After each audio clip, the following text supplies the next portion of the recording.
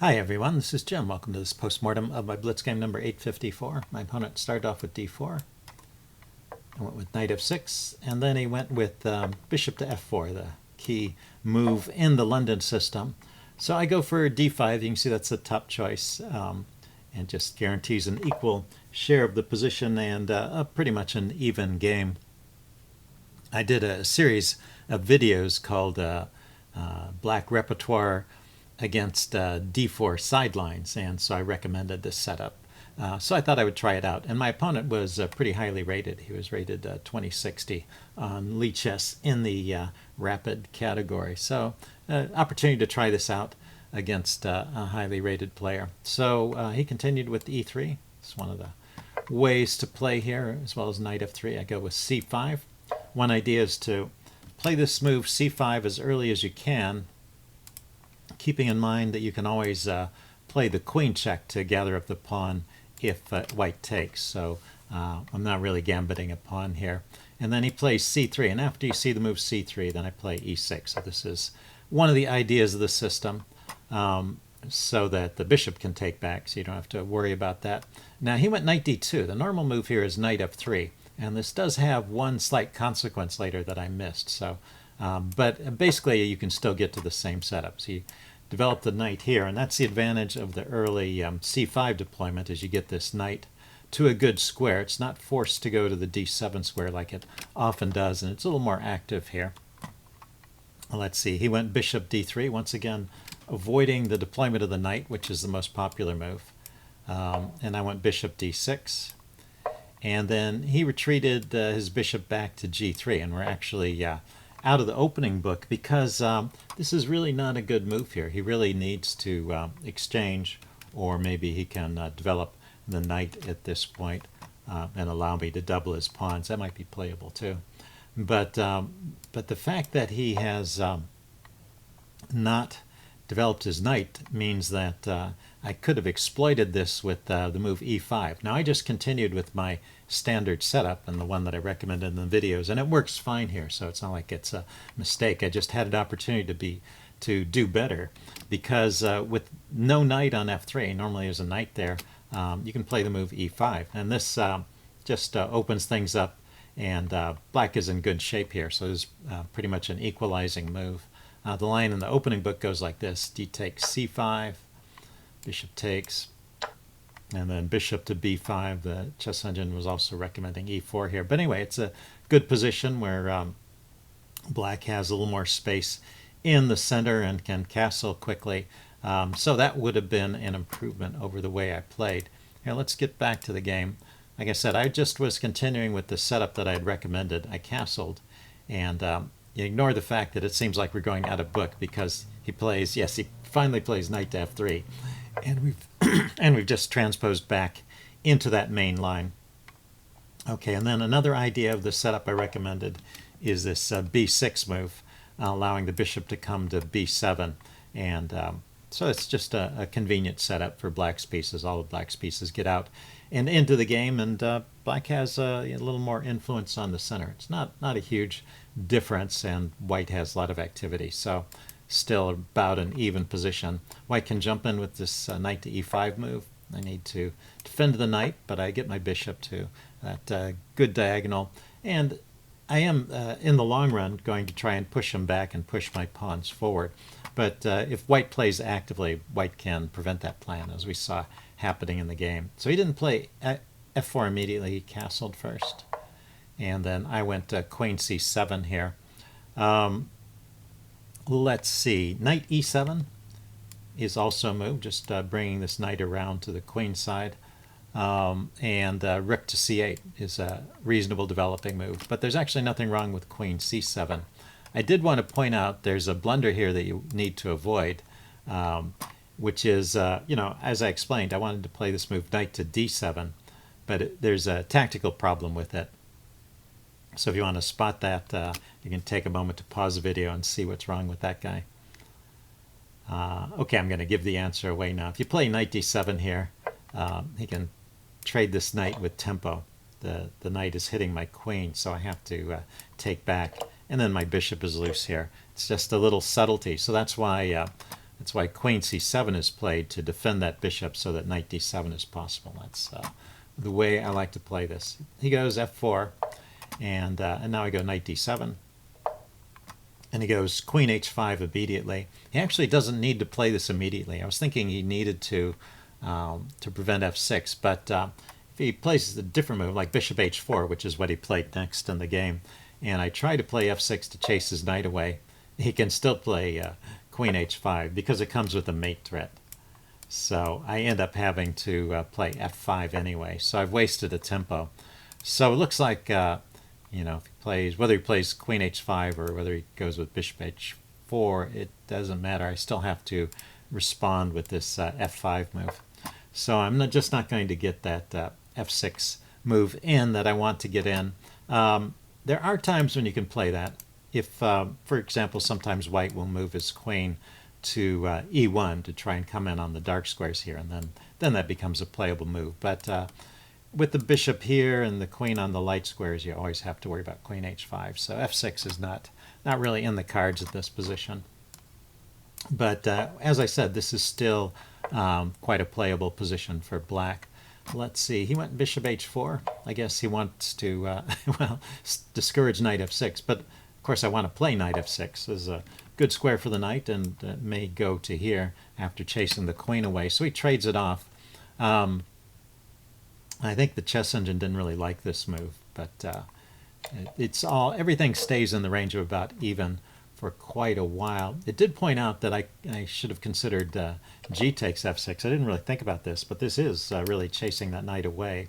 And it seems like the weaknesses over here on the king side can be defended. This bishop is blocked out for now.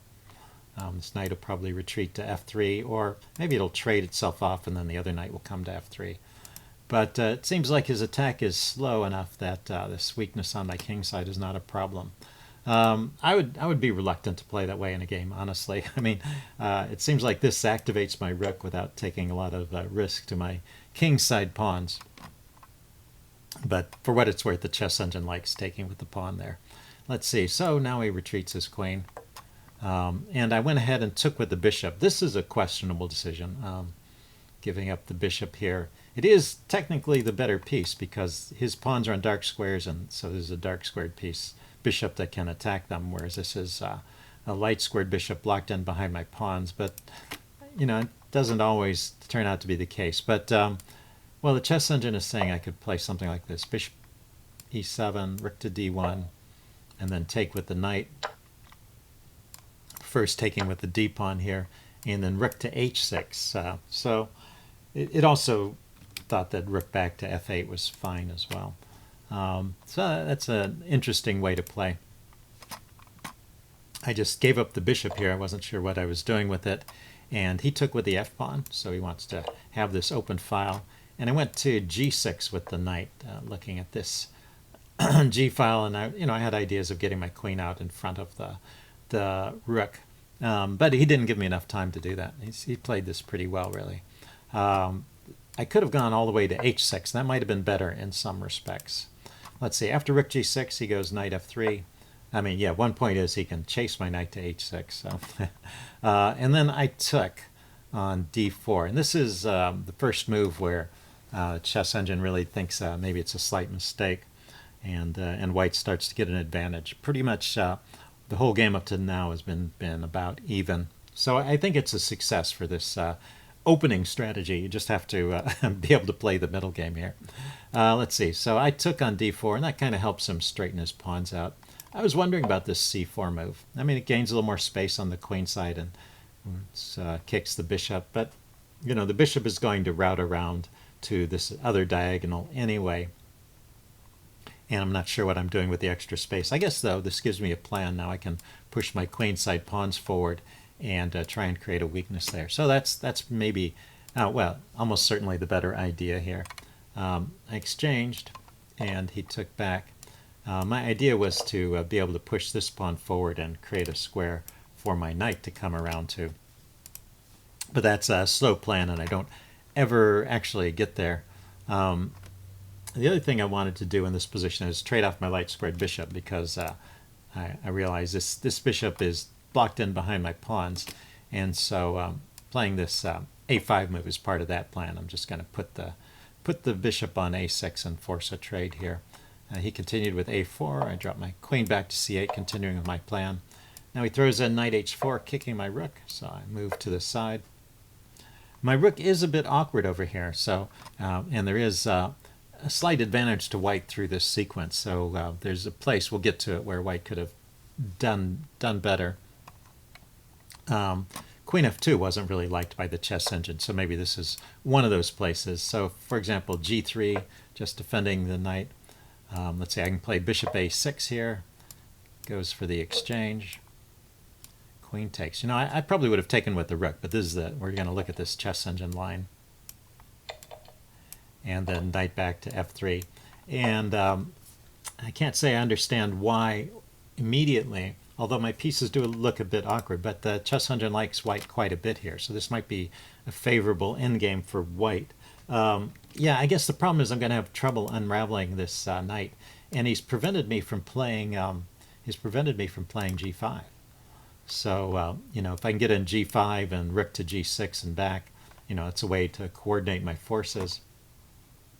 So maybe this is just I mean, the material's all even, and but maybe there's no easy way for me to create weaknesses in white's position here, and so it seems like white has a slight edge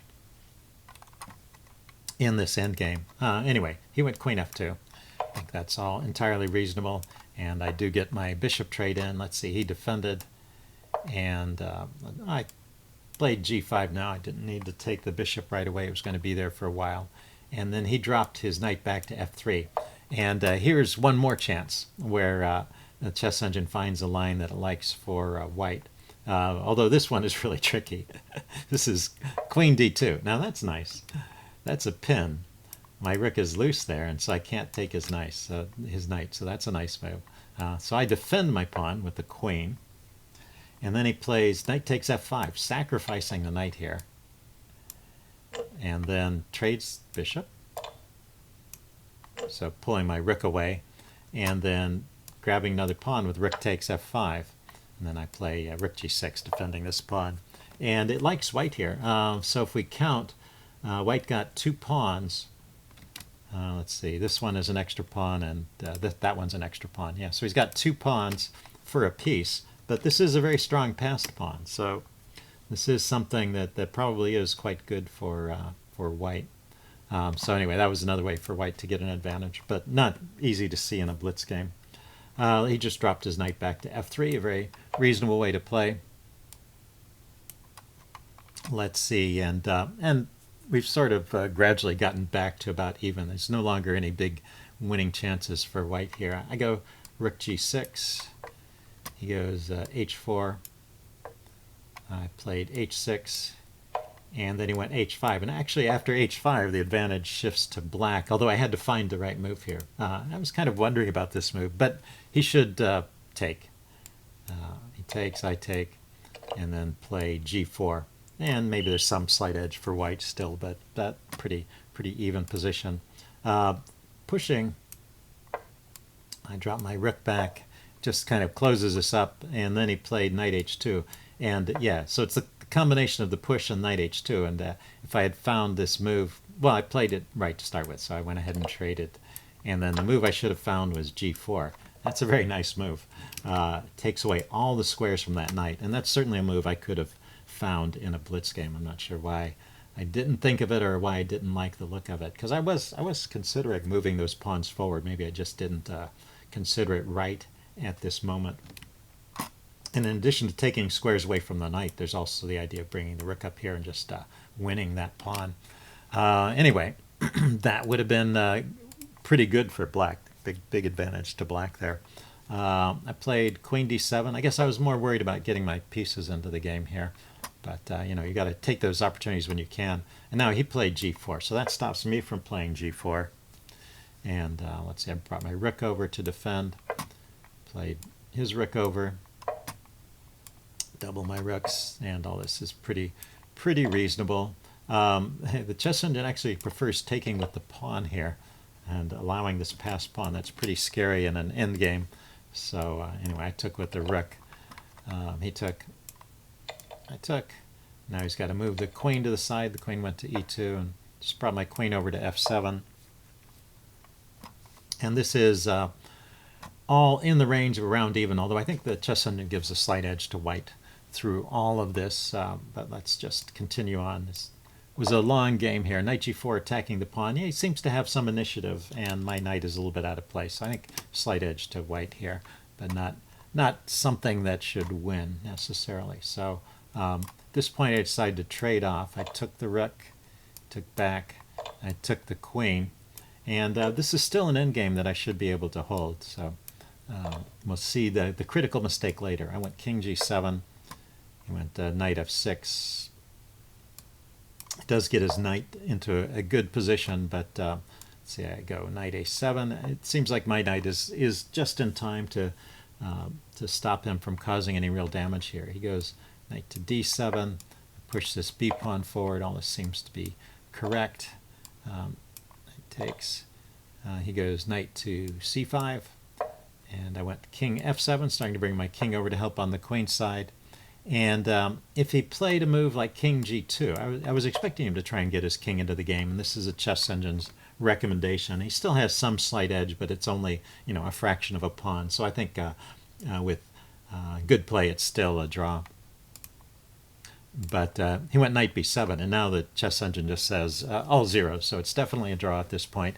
And I play this first part correctly, so I play here with a4. He goes back to c5. I push on with a3, and he takes. And now I make the game-losing mistake. So I could have taken this pawn. And in retrospect, it's obvious that you want to take the outside pass pawn. Even in a blitz game, I should have been able to do that. And I don't know, maybe I thought my knight was going to be awkwardly placed on the edge of the board. I think, honestly, I just didn't notice that that pawn was hanging. I had pushed my pawn forward with the intent of taking the c pawn, and I didn't think about the alternative there. But you know, not only is this knight not only am I grabbing the outside pawn, but also the knight can come back quickly to this square and just blockade white, and white will never make any progress. So just a dead draw at that point. And a success. You know, if you've got black against a player who's rated, that's 2060 versus about 1900, so say 150 points higher, that's a good result. So just this one careless move that I made too quickly, and actually it's lost here. You just need to let the chess engine sit on it, and the score for white just goes up and up and up. So he just has a winning and simple plan of just pushing this pawn forward. And we can step through the rest of the game here. I played this, I think, okay, but there was just no way to stop everything. So eventually forces me, you know, he creates two passed pawns, forces me to sack the knight for one of them, and then my counterplay with my extra pawns might be good enough if my king weren't so far out of play, but my king had to come over here to stop this pawn.